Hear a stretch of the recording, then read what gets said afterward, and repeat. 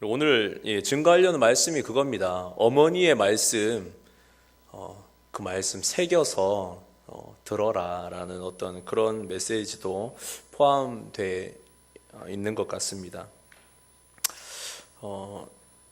지난주 토요일 날 청년부가 2분기 수련회를 가졌습니다.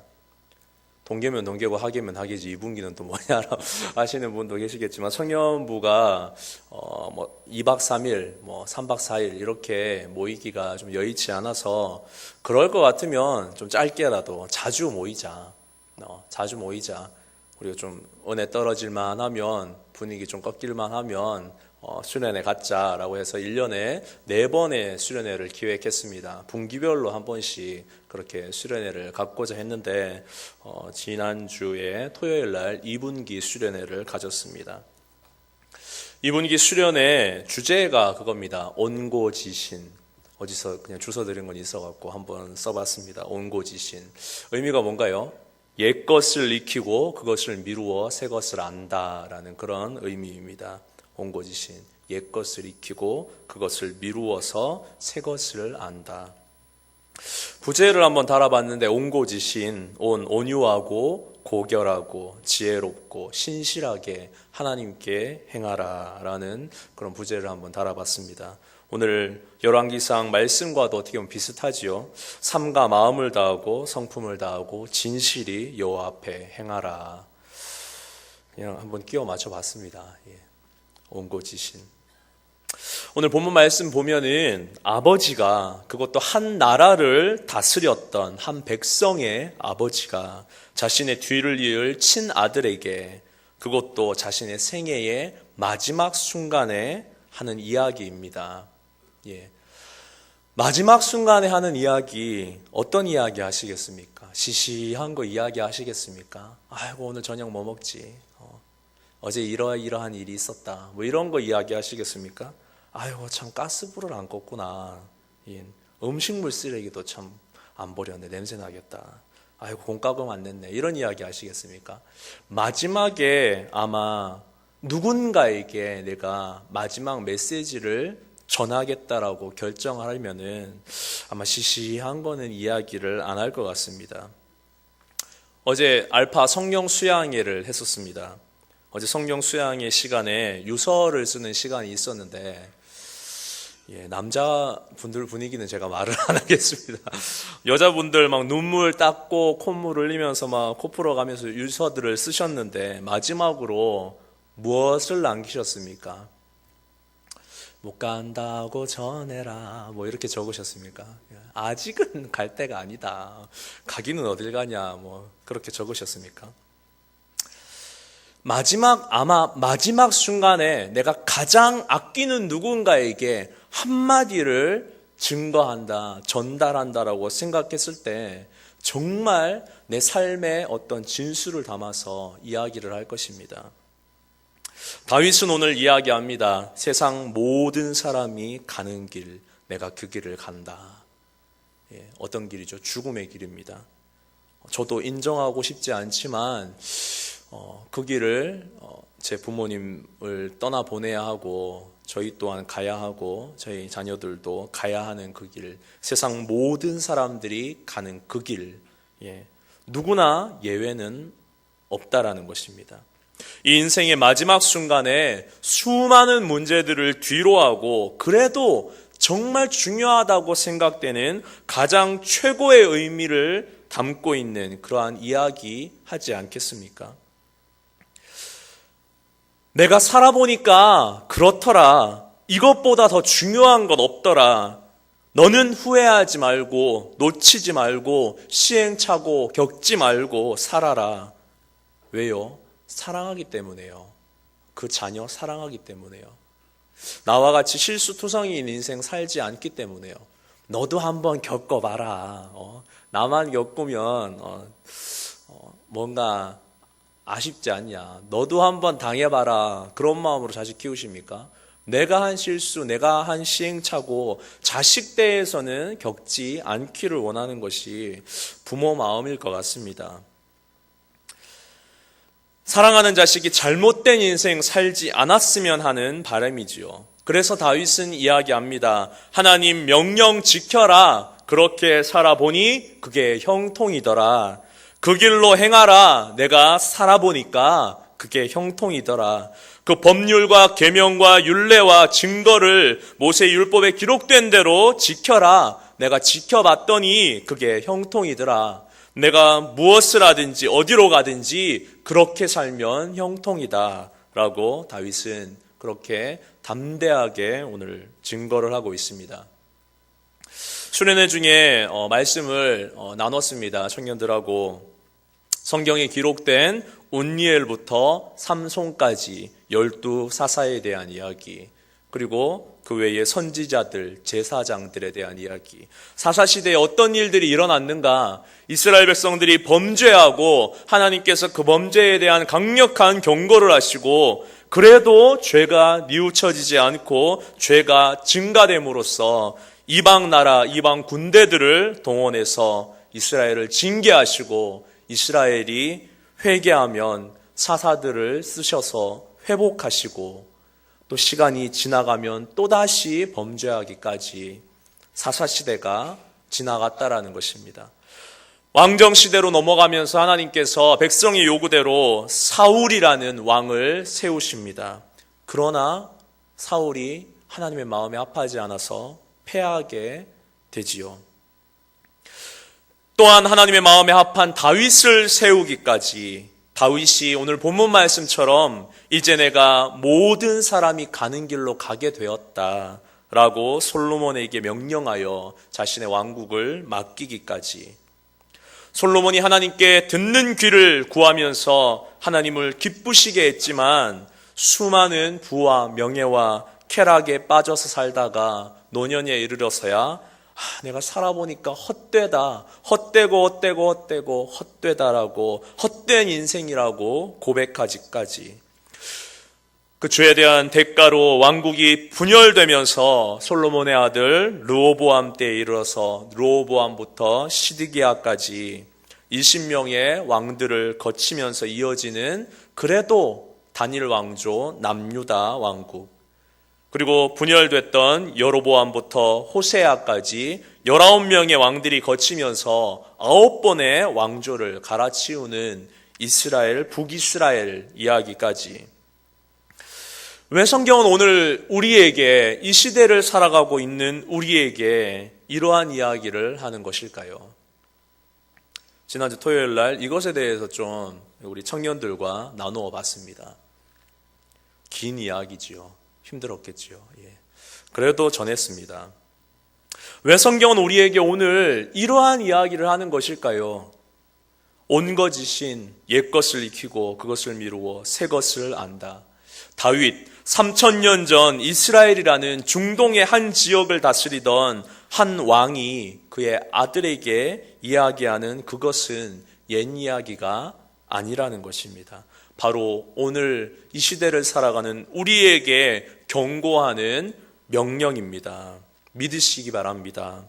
누구도 예외 없는 인생 없다. 역사가 증명하고 있다. 믿음의 조상들이 그렇게 살았다. 믿음대로 살았다. 실패하지 않았다. 라고 다윗은 그 아들에게 자기의 신앙의 종수를 담아서 강력하게 명령하고 있습니다.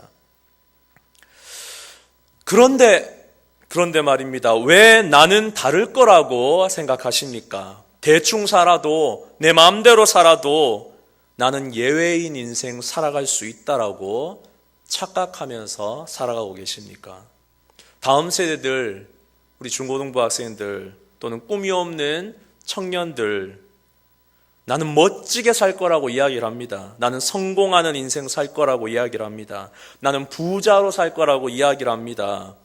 그런데 왜 준비하지 않으십니까? 왜 게임에 빠져 있습니까? 자기가 가고 싶은 그 길을 위해서 노력하지 않습니까? 그러면서 이야기합니다. 나는 다를 거야. 막연하지요. 나는 다를 거야. 나는 멋진 인생 살 거야. 나는 괜찮은 인생 살 거야. 나는 부자로 살 거야. 전 세계 인구 73억이 예외 없는 인생으로 살아가고 있습니다. 누구도 준비하지 않은 인생. 잘 사는 인생 없다라는 것입니다. 73억이 예외 없는 인생으로 살아가는데 본인은 다를 거야 라고 착각하면서 살아갑니다. 나는 다를 거야 라고 이야기합니다. 나는 망하지 않는 인생, 망하는 인생 살지 않을 거야. 복음에 대해서는 관심도 없으면서 나를 위해 십자가에 달리신 예수 그리스도, 그분에 대해서는 관심도 없으면서 한 치 앞도 모르는 인생에서 다 알아보려고, 다 가져보려고 착각하다가 죽는 인생으로 수백억이 갔던 저주의 끝으로 가고 있으면서 나는 다를 거야 라고, 나는 예외일 거야 라고 생각하면서 달려가고 있지는 않으십니까? 우리 한번 생각해 볼까요? 그런데 왜 우리는 성경에서 말하고 있는 믿음대로 살지 못하는 것일까요? 그대로 살면 형통하다라고 다윗도 이야기하고 수많은 믿음의 선진들이 이야기하는데 왜 그게 그렇게 안 되는 것일까요? 그냥 단순하게 우리가 이야기를 합니다. 마음에는 원이로되 육신이 약해서 라고 이야기를 하지만 우리 한번 다르게 한번 이해해 보셨으면 좋겠습니다. 다르게 우리 현실 삶의 문제를 한번 이야기를 할까 합니다. 다르게 이야기해서 왜 우리는 투자를 하지 못할까요? 여기저기 투자해서 돈 벌었다는 사람들의 이야기가 우리가 공기는 심심치 않게 들려옵니다. 김천에는 혁신도시가 있지요. 거기 투자해서 돈 벌었다는 사람들의 이야기가 심심치 않게 들려온다라는 것이죠. 와, 돈 벌었다는 사람들이 그렇게 많은데 왜 우리는 돈 못 벌고 여기에 앉아 있는 것일까요? 왜 우리는 투자하지 못할까요? 무엇 때문일까요? 이유는 간단하죠. 망설이기 때문입니다. 망설이기 때문에. 혹시나 눈치 보면서 지금 투자해도 될까? 망설이기 때문에. 혹시나 잘못 투자해서 어떻게 될까 봐요? 망할까 봐요. 1억이란 돈을 가지고 출발했는데 이게 2억, 10억이 돼야 되는데 1억이란 돈이 5천만 원이 되고 1,000만 원이 되고 계속 까먹는 인생으로 살아갈까 봐 우리는 망설이면서 잘못돼서 망할까 봐 투자하지 못합니다. 다시 말씀을 바꾸어서 왜 우리는 말씀대로 살아가지 못할까요? 수많은 사람들이 말씀대로 살았더니 정말 하나님께 주시는 대장부의 믿음대로 예수님께 투자했더니 와, 우리 집안이 정말 말할 수 없는 복을 받았어요. 수많은 간증들 들어보시지 않습니까? 이 사람도 은혜 받았다. 저 사람도 복 받았다. 믿음대로 살았더니 우리 가정이 회복되었다. 수많은 간증들 들어보시지 않습니까? 근데 왜 우리는 그 모습을 보면서 과감하게 믿음에 투자하지 못할까요? 똑같습니다. 행여나 그 믿음에 투자했다가 망할까봐 망설인다는 것이죠. 시간 들이고 물질 들이고 내 삶을 들였더니 망할까봐 투자하지 못한다는 것입니다. 목사님께서 말씀하시는 대로 그렇게 살았다가 행여나 망할까봐 믿음에 투자하지 못한다라는 것입니다.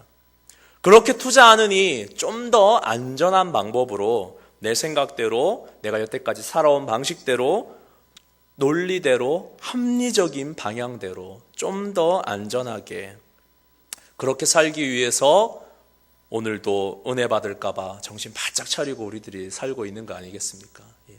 행여나 정신 놓치면 은혜 받으면 큰일 나거든요. 시간 들이고 물질 들이고 삶 들이고 그렇게 될까 봐. 이곳에 앉아 계신 우리 성도님들은 정말 믿음에 투자하시기를 원합니다. 우리의 삶의 전 영역을 정말 하나님께 드리시는 삶 살아가시기를 원합니다. 제가 화요일부터인가요? 수요일부터인가요? 목에 무리가 가기 시작했습니다. 근데 목요일은 진짜 너무 상태가 안 좋은 겁니다. 진짜 표현으로 하자면 목 안에 누가 철사로 끓는 것 같은 느낌. 음식물이 넘어갈 때마다 고통스러운 겁니다. 무엇이 됐든 제 생각에 탁 스쳐갔겠습니까? 금요일 알파 찬양인도도 해야 되는데, 금요 철야 찬양인도 해야 되는데, 기도인도 해야 되는데, 토요일 성령 수양회로 종일 찬양해야 되는데, 주일 오후 술교 분명히 내 차례여서 해야 될 텐데, 언뜻 이게 싹 스쳐가는 겁니다. 마귀가 또 장난치고 있구나. 성령 수양에 여지없이 사탄 마귀가 장난치고 있구나. 이 생각이 싹 스쳐가는 겁니다. 그 장난을 이겨야겠습니까? 안 이겨야겠습니까? 근데 인간의 논리와 합리가 제 생각으로 이렇게 싹 스쳐 지나가는 것이죠. 평소 때 내가 목을 10 정도 쓴다면, 금요일 날 3 쓰고, 토요일 날 3 쓰고, 주일 날 3 쓰면 되겠구나. 좀 살살 해야 되겠구나. 이것이 참 합리적이죠, 맞죠? 뭐 함부로 막 썼다가 목소리가 갑자기 확 안 좋아지면 어떡합니까? 이게 인간의 얄팍한 생각이라는 것입니다. 합리적이고 논리적이고 투자하지 못하고. 그런데 어디 성령님께서 가만히 놔두십니까? 내가 평소 때 10을 썼다면 내 논리, 내 합리는 3을 써야 되는데 평소 때 10을 썼다면 20을 쓰게 만드셨다는 것이죠. 제가 능력 있는 사람이어서 그럴까요? 아닙니다. 저는 얄팍한 수 썼다니까요. 성령님께서 하셨다고 말할 수밖에 없도록 나의 힘으로는 분명히 되지 않는데 성령님께서 그렇게 쓰시더라는 것이죠.